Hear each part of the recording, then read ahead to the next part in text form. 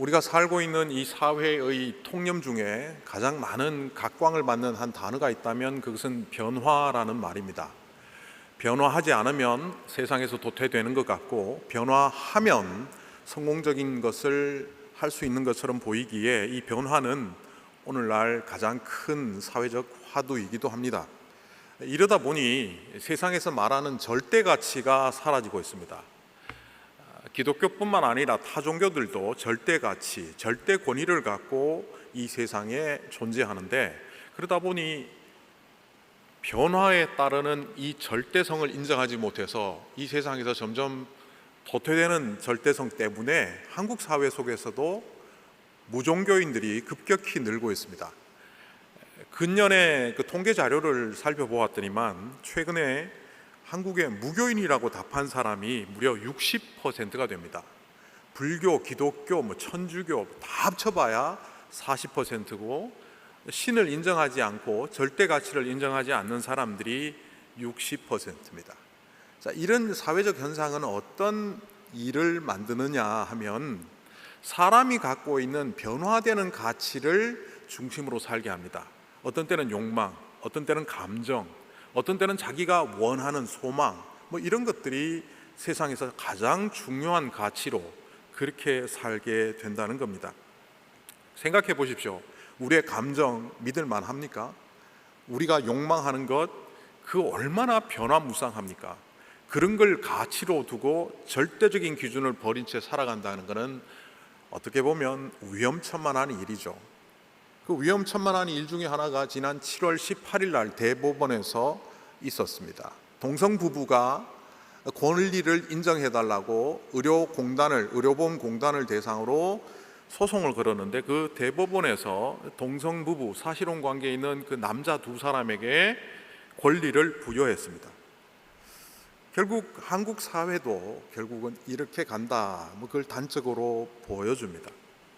그런데 이 변화무쌍한 감정, 그 욕망, 그리고 자기의 마음을 갖고 살아가다 보면요, 사람들은 행복의 길을 걸어간다고 하지만 사실은 위험한 길을 걸어가는 거거든요. 이걸 교회나 성경에서뿐만 아니라 사회적으로도 이 사람들이 이것을 깨달아가는 것 같습니다. 최근에 모건 하우젤이라는 사람이 쓴 불변의 법칙이라는 책에 이런 이야기가 나옵니다.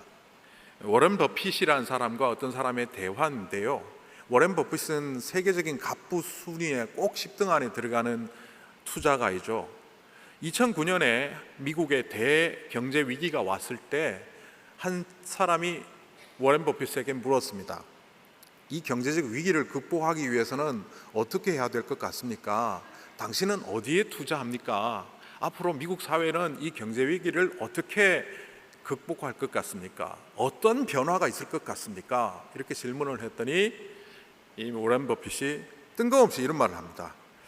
1962년에 미국에서 제일 많이 팔린 조코바가 뭔지 알아요? 몰라요. 스니커즈입니다. 그러고는 다시 묻습니다. 지금 현재 2009년 현재, 그러니까 1962년으로부터 47년이 지난 지금 제일 많이 팔리는 초코바가 뭔지 아세요? 몰라요. 스니커즈입니다. 모건 하우젤 책에 요 얘기 이렇게 끝나버립니다. 근데 그 사람이 말하려고 하는 것을 제가 들여다보니 책 제목도 불변의 법칙이고, 이 세상이 변화하지만 정말 중요한 것은 변화하지 않은 채 있는 것, 그거다, 그런 얘기를 하는 것 같습니다. 그 책에 나오는 이야기는 아닌데, 한때 세계에서 갑부 4년 연속 1위 했던 사람이 했던 말도 저는 그 책을 보면서 떠올랐습니다. 그 아마존의 창업자인 제프 베조스라는 사람입니다. 이 사람이 어떻게 하면 당신처럼 성공할 수 있습니까? 당신은 어떤 변화를 추구해서 이 아마존이 이렇게 승승장구하도록 하셨습니까? 하니까 그 사람이 이렇게 역질문을 했습니다. 10년 후에 변화될 세상에 대해서 나에게 질문하지 마십시오. 10년 후에도 변하지 않는 것, 그것에 대해서 질문하면 좋겠습니다. 그리고 그것을 집중해야 합니다. 우리는 새로 바뀌는 것에 굉장히 집중합니다. 새로 나온 스마트폰, 새로 나온 기계, 새로 나온 문명, 새로 나온 아파트, 자동차, 새로 나온 시스템에 주목하며 우리는 살아가지만 실제로 우리가 굉장히 위험한 지점에 있다는 것을 그런 사람들의 이야기를 통해서 살펴보게 되죠. 그래도 우리는 영원한 것을 사모하는 사람들 아닙니까? 하나님의 말씀은 영원하니 그것에 따라 살아가라고 말씀하시는 성경의 기준에서 살아간다고 우리는 생각할 때가 많습니다. 그런데 의외로 착각일 때도 있습니다. 여러분의 생각이 여러분 자신이 아니라는 거죠. 여러분이 나는 이럴 것이다 라고 짐작하는 것이 여러분이 아니라는 겁니다. 1825년에 브리아 샤바랭이라는 프랑스 사람이 책을 하나 썼는데요. 그게 미식 예찬이라는 책입니다. 그 책에 저는 불어를 모르기 때문에 그냥 한국말로 번역을 하면 당신이 무엇을 먹었는지 말해주면 나는 당신이 어떤 사람인지 말해줄 수 있다. 이거는 그냥 당시에 프랑스 사회가 어떤 음식을 먹느냐에 따라서 그 사람의 신분이나 경제 수준을 파악할 수 있다라고 샤바랭은 얘기했는데 이게 독일어로 영어로 번역되는 과정에 뜻이 바뀌어 버렸습니다. 그래서 영어로 여러분도 아실 겁니다. You are what you eat. 너는 네가 먹는 것이다. 번역하면 이런데 당신이 먹는 것이 여러분이다. 이거를 영양학자들이나 음식과 관련된 사람들이 요즘은 이걸 굉장히 맞는 말처럼 얘기하지만 제가 이걸 조금 교회에 맞는 말로 바꿔보면 이렇게 바꿔볼 수 있습니다. 여러분이 사모하는 것, 여러분이 보고, 여러분이 갈망하고, 여러분이 가지려고 하는 것이 여러분이다. 그러니까 여러분이 생각하는 것이 여러분이 아니고 여러분이 지금 보고 있는 것, 여러분이 갈망하는 것, 그리고 여러분이 소유하기를 애쓰거나 소유하고 있는 것이 여러분일 가능성이 아주 높습니다. 이러면서도 우리는 성경 말씀을 보면서 우리는 하나님의 뜻 안에 있다라고 생각하지만 실제로 우리는 믿는 대로 살지 않고 사는 대로 믿습니다. 그러다 보니 하나님 말씀대로 못 사는 사람들이 주로 이런 말을 합니다. 어떻게 성경 말씀대로 살아요? 그는 목사님들이나 선교사님들이나 특별히 믿음 좋은 사람들이나 그렇게 하지 우리는 못 살아요. 그렇게 안 살다 보니 점점 어떻게 보면 스스로 뻔뻔해지기 시작합니다. 성경 말씀은 종교적 경전일 뿐 내 삶과는 별로 도움이 안 되는 책. 변화하는 것에 중점으로 살아가다 보면 어느새 사람은 자기의 감정, 자기의 소망하는 바, 자기가 소유하는 것에 집중해서 살면서 그렇게 보고 욕망하고 소유에 기초한 삶을 살게 됩니다. 이거는 우리만의 이야기가 아니라 성경에도 그런 사람이 나옵니다. 요수아 7장에 아간이라는 사람이 나옵니다. 이 아간이라는 사람은 어떤 자리에 있었느냐? 출애굽한 백성들이 가나안 땅에 들어와서 첫 번째로 여리고성 전투에 승리를 합니다. 어마어마한 승리를 하고 난 다음에 두 번째 전투는 아주 가벼운 성이라고 생각했던 아이성인데 거기서 대패를 합니다. 이 왜 졌을까? 결국 밝혀집니다. 아간이라는 사람이 범죄했기 때문에 그 전쟁은 패배로 귀결되었다는 겁니다. 그리고 찾아보니 이 사람이 여리고 성에서 아무것도 취하지 말라고 했음에도 불구하고 그는 금덩이, 은 200세겔, 시날산 아름다운 외투 등을 챙겼습니다. 그런데 이게 발각이 되면 어느 정도는 부끄러워하고 창피해야 하는데 요수아 7장 20절 이하에 나오는 내용들을 분석해 보면 이 사람은 부끄러워하지 않습니다. 아니 있길래 금덩어리 하나 주었고 은이 있길래 좀 챙겼고 그 버리면 사라지는 것, 불타는 것, 그 좋은 외투 한 벌 챙겼는데 그리고 그걸 내가 쓰지도 않고 잘 보관해 놨으니까 가져가십시오. 요수아서 7장을 읽어보면 그렇게 되어 있습니다. 그대로 한번 읽어보겠습니다. 내가 노력한 물건 중에 시날산 아름다운 외투 한 벌과 은 200세겔과 그 무게가 50세겔 되는 금덩이를 하나를 보고 탐내어 가졌나이다. 보소서, 이제 그 물건들을 내 장막 가운데 땅속에 감추었는데 은은 그 밑에 잘 보관하여 있습니다. 이거는 절대 잘못했다고 말하는 사람의 태도가 아닙니다.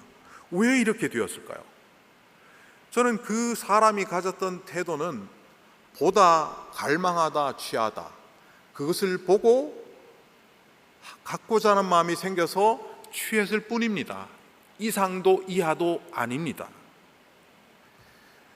영어로 보나 우리말로 보면 이 의미가 불분명합니다. 그런데 이 히브리어로 보면 보다, 라아, 그 다음에 바라다, 갈망하다, 하마드, 취하다, 같다 라는 뜻으로 라카흐라는 동사를 썼는데, 이 뜻보다 더 중요한 것이 히브리어 문법입니다. 와우 연속법이라는 히브리어 문법을 썼는데, 그거를 감안해서 제가 한번 새로 번역해서 읽어보겠습니다. 시날산 아름다운 외투와 은 200세겔과 무게가 50셀게 되는 금덩이 하나를 그냥 본 것이 아니고 계속 보았습니다. 이 와우 연속법이라는 것은 그냥 보는 게 아니고 흘끗 보는 게 아니고 그냥 계속 보는 거예요. 범죄자가 금방을 털기 위하여 며칠을 들여다보고 왔다 가는 것처럼 그렇게 보았다는 겁니다. 계속 보았더니 내 마음속에 욕망이 일었습니다. 욕망이 일어나는 것을 버리지 않고 계속 키워갔습니다. 그래, 저걸 가져야 돼, 가져야 돼. 그 욕망은 결국 소유하고 싶다는 생각으로 바뀌었고, 그것이 집착이 되어 저는 수단과 방법을 가리지 않고 그 물건들을 취하였습니다. 그러니까 이 아간이라는 사람은 분명히 여호수아 6장에서 하나님께서 여호수아를 통하여 그 여리고 성에 있는 모든 것들은 절대로 취하지 말며 취하는 것이 있으면 하나님께 드릴 것만 취하라고 하셨음에도 불구하고 그 말씀을 알고 있는 상황에도 계속 물건을 보고 가져야 되겠다는 생각을 했고, 결국은 수단과 방법을 가리지 않고 밤중에 몰래 가서 훔쳐왔다, 이런 말입니다. 오늘 우리들이 무엇을 보고 있느냐, 이건 단순히 시각이 있어서 본다는 게 아니라 스마트폰을 계속 들여다보고 있고 인터넷 쇼핑을 계속하고 있고 멀티미디어를 통해서 오는 정보들을 성경보다 더 믿고 있다면 우리는 어느새 성경은 뒷전이고 세상의 변화, 내 감정, 내 자신의 욕망, 내 자신의 소유에 집착하는 사람이 될 수밖에 없다는 것을 무려 3,500년 전의 아간의 모습을 통하여 우리를 돌아보게 된다는 겁니다. 어떤 분들은 그럴 거예요. 본다는 것은 본능인데, 그리고 갈망하는 건 욕망도 하나님께서 주신 건데, 그리고 뭘 소유하겠다는 마음이 뭐 그렇게 나쁘냐고. 근데 제가 이제 히브리어를 찾아보면서 아까 말했던 보다, 갈망하다, 취하다, 요 세 동사가 이 본문 말고 어디 또 나올까 찾아보았더니만 딱 한 군데 더 나옵니다. 한 절에 이 세 동사가 한꺼번에 들어간 것이 창세기 3장 6절에 나옵니다. 창세기 3장 6절, 여자가 그 나무를 본즉 라아 보다 먹은직도 하고 보암직도 하고 지혜롭게 할 만큼 탐스럽다 하마드, 내가 갖고 싶은 욕망을 일으킨다. 탐스럽기도 한 나무인지라 여자가 그 열매를 따먹고 라카크, 취하다. 자기와 함께 있는 남편에게도 주매 그도 먹은지라. 그런데 이 창세기 3장 6절에도 오늘 조금 어려운 말을 씁니다. 이 세 단어가 와우 연속법으로 되어 있습니다. 이게 뭡니까? 계속 바라보았고 계속 욕망했고 결국은 하나님의 말씀이 먹지 말라고 했고 죽는다라고 했지만 상관없이 수단과 방법을 가리지 않고 그것을 먹었다는 겁니다. 결국 선악과를 먹은 것은 단순히 선악과 하나 먹은 것 같고 하나님께서 왜 저렇게 벌을 주시나가 아니라 그 순간 그는 작정하고 결단합니다. 그래, 하나님 없이도 나 행복하게 살 수 있어. 하나님이 나 안 도와주셔도 내가 노력해갖고 내 삶을 복되게 할 수 있어. 그래, 저것만 먹으면, 돈만 있으면, 내가 성공만 하면 내가 사회적으로 지위만 갖고 있으면 하나님 안 도와주셔도 나는 행복할 것 같아. 바로 그 마음을 하와와 아담과 그리고 아간이 그것을 품어버렸다는 겁니다. 우리가 욕망에 사로잡히고 본능에 사로잡혀서 살면 그 나름대로 쾌락이 있습니다. 저도 잘 모르지만 대학교 다닐 때 이 술 먹는 사람을 오랫동안 제가 관찰한 적이 있습니다. 저는 술을 안 먹었지만 이 술 먹는 자리에 가는 건 즐거워해서 술 먹는 사람이 왜 이렇게 술을 먹나 했더니만 제 친구 중에 영어 시간에 말 한마디도 못하는 친구가 있었어요. 그 시간은 미국 교수와 함께 1시간을 영어로 이렇게 말을 해야 되는데 한마디도 못해요. 그런데 그 친구는 술만 들어가면 영어로 말합니다. 자기가 영어로 그렇게 잘한다는 걸 술을 먹으면서 막 기뻐하는 거예요. 아주 내성적인 우리 선배가 한 분 있었어요. 이분은 아무 얘기를 안 해요. 벙어리인가 싶을 만큼 말을 안 하는데 술만 먹으면 항상 저에게 애정을 표시했습니다. 원재야, 내가 너를 얼마나 사랑하는지 알지? 하나님인 줄 알았습니다. 늘 애정을 표시하고 언제 밥 한번 먹자. 그리고 4년 내내 밥 한 번 안 사줬습니다. 술만 깨면 잊어버리거든요. 아, 술 먹는 사람들이 이런 기쁨이 있구나. 세상에 나쁜 짓을 하는 사람들이 죄 짓는 즐거움이 있어요. 그런데 그 즐거움은 망하게 하는 즐거움이에요. 하나님은 우리에게 기쁨을 주시겠다고 했지 쾌락을 주시겠다고 하지 않았거든요. 우리에게 평화를 주시겠다고 했지 편안함을 주시겠다고 하지 않았거든요. 그런데 마귀는 살짝 바꿉니다. 평화 내가 줄게, 편안함. 기쁨 내가 줄게, 순간적인 찰나적 쾌감. 이 절망과 실패와 좌절의 자리에 서 있었던 사람들이 얼마나 많은지 모릅니다. 좀 전에 보였던 아간이라는 사람이 우리에게 반면교사라면 오늘 말씀에 등장하는 바디메오라는 사람은 정면교사입니다. 오늘 이 마가복음을 읽으면서 어떤 사람들은 시각장애자가 예수님 만나서 눈 뜬 사건이구나, 기적이네, 이러고 끝나면 이 말씀의 핵심을 놓친 겁니다. 이 사람은 볼 수 없는 사람입니다. 지금 시각장애자라고 나와 있습니다. 그런데 눈에 보이는 세상보다 그는 주님을 보기를 더 원했습니다. 제가 혼자 말하는 게 아니라 분석해보면 나옵니다. 그 여리고성에 있는 모든 사람들이 예수님을 향하여 뭐라고 말했느냐? 나사렛 예수라고 말했습니다. 그런데 이 사람은 눈도 보이지 않는 사람이 지금 누가 와서 이렇게 시끄럽습니까? 나사렛 예수라는 말에 예수님을 향하여 그런 소리를 지릅니다. 다윗의 자손 예수시여 나를 구원하소서. 이 사람은요 중도실명자입니다. 우리 지금 개역 성경에는 보기를 원합니다라고 되어 있지만 이 영어 성경에 보면 Let me see again이라고 되어 있습니다. 다시 보기를 원합니다. 우리말 세번역에도 다시 보게 하소서라고 되어 있습니다. 이게 헬라어로 아나블레뽀라는 동사를 썼거든요. 블레뽀가 보다고 아나는 다시입니다. 다시 보게 하소서. 중도 실명자들이 얼마나 힘든지 아십니까? 신체적으로 어릴 때부터 시각이 없었던 분들은 그래도 다른 감각이 발달하는데 중도 실명자들은 다른 감각도 발달하지 않은 채 시력을 잃어버렸기 때문에 힘들 겁니다. 이게 육체적인 어려움입니다. 그런데 이거보다 더 큰 어려움은 당시 유대 사회가 중도 실명자들을 정죄의 대상으로 삼았다는 겁니다. 요한복음 9장에 보면 이런 이야기가 나옵니다. 나면서 시력을 갖지 못하고 시각장애를 갖고 태어난 사람을 놓고 예수님의 제자들이 예수님께 묻습니다. 저 사람은 누구 죄 때문에 저렇게 시력을 못 가진 겁니까? 당시 유대 사회는 장애나 질병 이런 것들은 죄의 결과라고 생각했습니다. 그런데 태어나면서 아이가 시력이 없다는 건 이거 부모 죄 아닙니까? 라고 제자들이 물은 거죠. 당시의 사회적인 통념이 그랬습니다. 그런데 중도 실명자는 자기 죄입니다.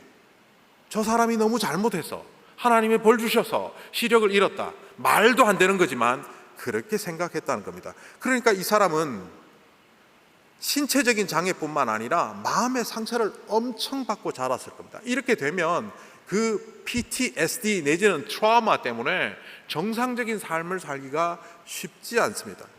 그런데 이 사람은 예수님을 향하여 나사렛 예수라고 안 하고 그 누구보다 건강한 고백, 다윗의 자손 예수시여라고 외칩니다.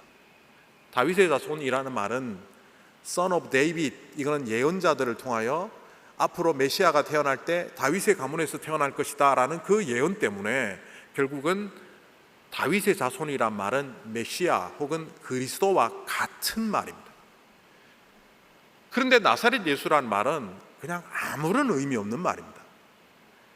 빌립이라는 사람이 자기 친구 나다나엘에게 저 예수란 분 굉장히 훌륭한 분이 있는데 가서 우리 말씀 좀 배우자고 했을 때 그 나다나엘이 뭐라고 말했는지 기억하시죠? 나사렛에서 무슨 선한 것이 나? 그 깡시골에 마리아라는 이름이 흔할 때 이 마리아란 여러 이름 중에서 그 사람을 구분하기 위하여 고향 이름을 붙입니다. 막달라 마리아, 혹은 어떤 때는 시몬이라는 이름이 너무 흔하니까 아버지의 이름을 갖다 붙입니다. 바요나 시몬, 베드로의 이름이죠. 바르가 아들이고 요나가 아버지의 이름이니까 바요나, 요나의 아들 시모나. 예수님도 보잘것없는 동네 출신입니다. 나사렛. 예수라는 이름이 되게 흔한 이름입니다. 그래서 예수라는 이름 앞에다가 동네 이름을 붙였습니다. 이거는 그냥 깡시골 출신인데 뭐 기적을 행하는 어떤 사람이 있대라는 정도의 의미입니다. 반면 다윗의 자손이라는 이름은 전혀 다른 이름이죠. 바디메오라는 사람은 상처와 시각의 장애와 마음의 장애로 인하여 넘어질 수밖에 없는데도 불구하고 그는 세상이 아니라 눈에 보이지 않는 오히려 예수님을 온전히 볼 수 있는 사람이었습니다. 이게 역사적인 현장적인 아이러니입니다. 눈을 보고 있던 여리고성의 모든 사람들은 예수님을 나사렛 예수라고 보잘것없이 말했지만 보이지 않는 바디메오는 제대로 보며 주님을 그리스도요 메시아라고 말하고 있는 장면입니다. 두 번째, 이 사람은 갈망하는데 제대로 갈망하는 모습을 보여줍니다. 눈에 보이지 않는 사람들이 갈망하는 최고가 뭐겠습니까? 오늘도 보면 내가 다시 보기를 원합니다 라고 말한 것처럼 이 시력을 회복하는 게 최고의 갈망 아니겠습니까? 헬렌 켈러라는 삼중고를 겪어 있던, 말도 못하고 귀도 안 들리고 눈도 안 보이던 그 훌륭한 분이 있죠. 그분이 수필을 하나 썼습니다. 그 수필의 이름은 3 days to see, 내가 3일만 볼 수 있다면. 첫째 날에는 친절과 겸손과 우정으로 내 삶을 가치 있게 만들어준 사람을 보고 싶다. 둘째 날은 새벽에 일찍 일어나서 밤이 낮으로 바뀌는 가슴 떨리는 현장을 보고 싶다. 셋째 날에는 많은 사람들이 일하며 살아가는 그 모습을 보기 위해 길가에 오가는 사람들의 표정을 보고 싶다. 말하고 싶다, 듣고 싶다라고 하지 않고 이 삼중고에 있는 헬렌 켈러도 가장 먼저 보고 싶다라고 자기의 갈망을 말했습니다. 그러니 이 바디메오는 얼마나 보고 싶었겠습니까? 그런데 그가 시력이 회복되고 난 다음에 뭘 합니까? 자기가 보지 못했던 것, 시각장애 때문에 하지 못했던 것을 향하여 달려가지 않고 오늘 마지막 끝절에 보면 길에서 예수를 따르니라 라고 되어 있습니다. 오늘 제가 어려운 문법 이야기를 많이 하는데요, 이 길에서 예수를 따랐다, 아콜리되오 라는 말을 제가 이렇게 빗대어 말할 수 있겠습니다. 김원재라는 사람이 나이 30살에 목사하기로 결단했대. 이걸 만약 단순 과학으로 말해버리면 그러다가 그 사람 지금 술 장사해, 이렇게 될 수 있는 겁니다. 그런데 이걸 헬라어로 미완료 능동태 직설법으로 써버리면 이게 진행형이 되거든요. 진행형으로 말하면 어떻게 됩니까? 그 30살 때부터 지금까지 목사로 헌신하고 있대가 됩니다. 시제에 따라서 내용이 완전히 달라집니다. 오늘 길에서 따르니라, 이 말은 성경이 일어났던 사건은 AD 30년경이고 이 기록되던 시기는 AD 60년경입니다. 30년이 지났음에도 불구하고 여전히 그는 예수님의 제자로 살아가고 있기 때문에 이 마가복음에서는 진행형, 그러니까 헬라어 문법으로 말하면 미완료 능동태 직설법으로 기록하고 있습니다. 그는 욕망했습니다. 갈망했습니다. 포기를 갈망했습니다. 그런데 그가 눈을 딱 뜨는 순간 어떻게 합니까? 세상을 보지 않고 오직 주님만 바라보며 30년을 그는 주님을 쫓아가는 제자가 되었습니다. 바디메오라는 이름이 성경에 왜 기록되겠습니까? 그 38년 된 병자가 병이 나았는데 이름 나옵니까? 수많은 병자들이 성경에 등장하지만 그 사람들의 이름이 나옵니까? 나오지 않습니다. 그런데 왜 바디메오는 나올까요? 사건이 일어났던 AD 30년경 병 고침받고 사라진 사람이 아니라 그 이후 무려 성경이 기록되던 AD 60년까지 주님의 제자로 헌신하며 1세기 신약교회를 세우는 헌신자가 되었기 때문입니다. 이것은 저의 단순한 추정이 아니라 알렉산드리아, 이집트 그 지역에 나타나는 고대 자료들을 보면 신약교회의 지도자 중에 바르디메오가 있습니다. 디메오의 아들이라고 일컬어지는 그 바디메오가 알렉산드리아, 이집트 북부에 있는 그 도시 중심으로 일으켰던 신약교회 운동의 주동자로 나오고 있습니다. 그리고 이 사람은 세 번째, 가져야 되는 것을 가지지 않습니다. 여기 보면 겉옷을 내버리고 예수님을 쫓았다 이렇게 되어 있는데 이 사람 왜 겉옷을 벗었을까요? 오늘날 우리식의 옷은 벗기가 어렵습니다. 그런데 과거에 예수님 시대 옷은 아주 상위 계층 아니면 통옷을 입었습니다. 천을 둘둘 말아서 몸에 걸쳤다는 겁니다. 그리고 이것은 가난한 사람에게는 전 재산이기도 합니다. 출애굽기 22장에 보면 그런 이야기가 나옵니다. 가난한 사람들의 겉옷을 저당 잡을 때에는 밤이 되면 돌려주어라. 사막 기후에 워낙 추우니까 저녁 6시가 되면 돌려주었다고 아침 6시가 되면 다시 저당 받아오는 겁니다. 그 사람의 전 재산이거든요. 그래서 빚 갚아라 독촉할 때 그런 방법을 썼습니다. 예수님이 십자가에 달리실 때 겉옷을 나누어 가질 만큼 그 겉옷은 가치가 있었지 않습니까? 돈이 되니까. 이 거지 소경 바디메오에게 겉옷은 전 재산입니다. 그런데 예수님을 향하여 달려가는 순간 누군가의 발끝에 옷이 밟혔을 것이고 몸이 돌아가면서 휙 벗겨졌을 겁니다. 그때 어떻게 해야 됩니까?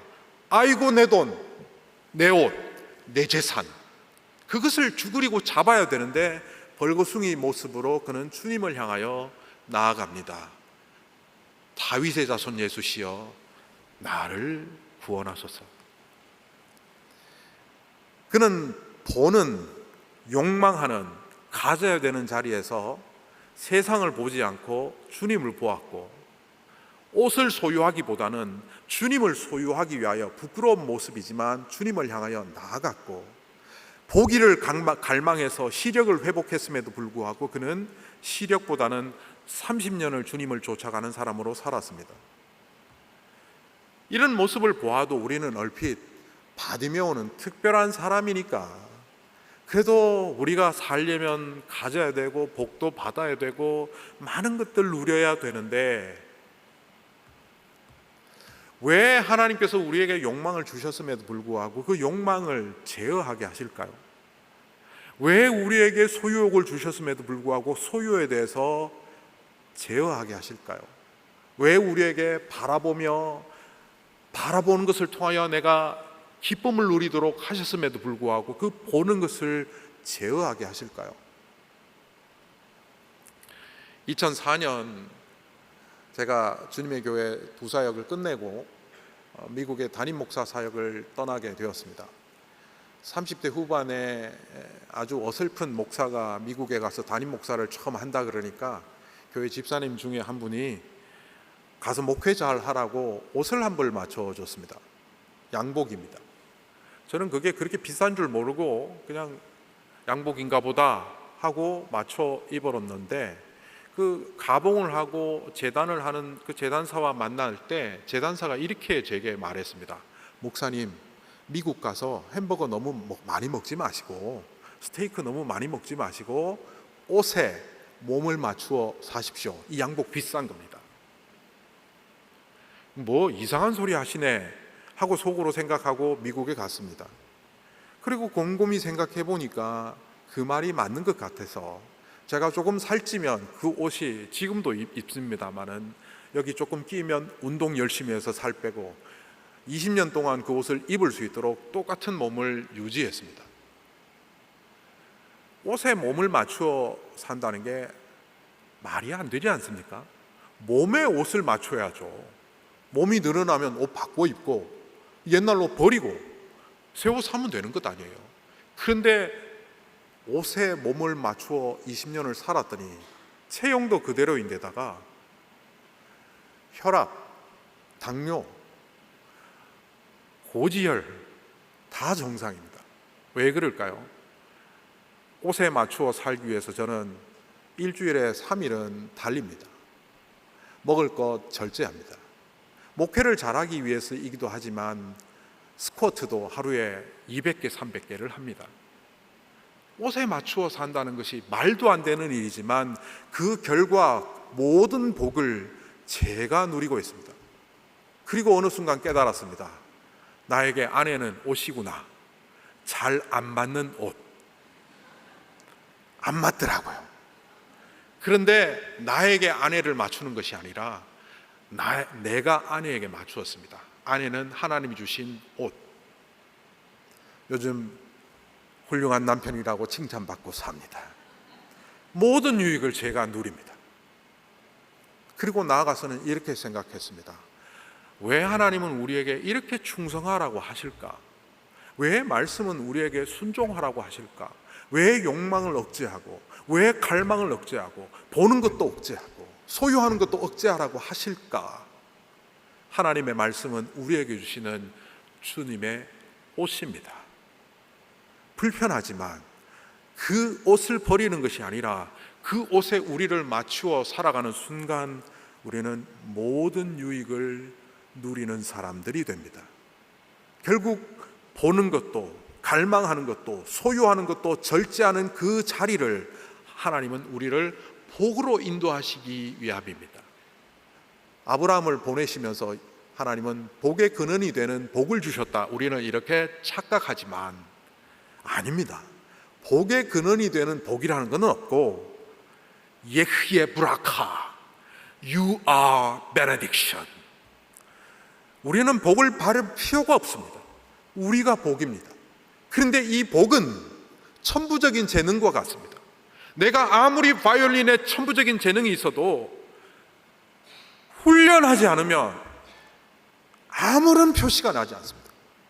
내가 아무리 뛰어난 재능을 갖고 있더라도 그것을 위하여 하루에 5시간, 하루에 10시간을 연마하지 않으면 그 재능은 발현되지 않습니다. 저와 여러분에게는 이미 복을 주셨고 하나님이 이 땅을 복되게 살 수 있는 능력을 주셨고 하나님의 믿음 안에서 성공할 수밖에 없는 자리를 주셨습니다. 그런데 세상에 눌려 마치 오늘 소경거지 바디메오가 길가에 앉아 있는 것처럼 우리는 그렇게 세상에 눌려 살아갑니다. 그때 주님께서 오셔서 가르쳐 주실 것입니다. 세상을 보지 말고 나를 보라. 보는 것을 갈망하지 말고 나와 함께 같이 가는 제자의 길에 서자. 너의 그 소유 옷을 버리더라도 내 앞으로 나오라. 이것은 바디메오에게 주시는 말씀이 아니라 바로 우리에게 주시는 말씀입니다. 세상 사람들은 전부 잘 살려고 인생의 목표를 행복에 둡니다. 영어의 happiness, 이거는 happening에서 비롯되었다고 합니다. 어쩔 수 없이 노력한다고 되는 게 아니라 세상 말로 운빨 맞아야 행복해지는 겁니다. 그런데 영어에 또 다른 복이라는 단어가 있습니다. bliss. 주님께서 우리에게 blessing, 복을 주실 때 우리는 bliss 합니다. 우리는 이미 bliss입니다. 주님께서 우리에게 주시는 그 자리가 어떤 때는 불편하고 어떤 때는 힘들어도 나에게 맞지 않는 옷을 오히려 옷에 맞추어 사는 내가 될 때 그 모든 유익을 주님을 통하여 누리게 되는 주님의 백성들이 되시기를 간절히 소망합니다. 거룩하신 하나님 아버지, 우리는 이 세상을 살면서 보이는 것, 갈망하는 것, 소유하는 것을 추구하며 살 수밖에 없습니다. 그러나 이것이 지나치지 않도록 조절되게 하여 주시옵소서. 세상을 보기보다는 주님을 먼저 보게 하시고, 내가 소망하는 것보다 주님의 소망을 읽을 수 있는 사람이 되게 하시고, 세상이 말하는 소유보다 오직 주님만을 소유하며 살아가는 주의 백성들이 되게 하여 주시옵소서. 예수님의 이름으로 기도하옵나이다. 아멘.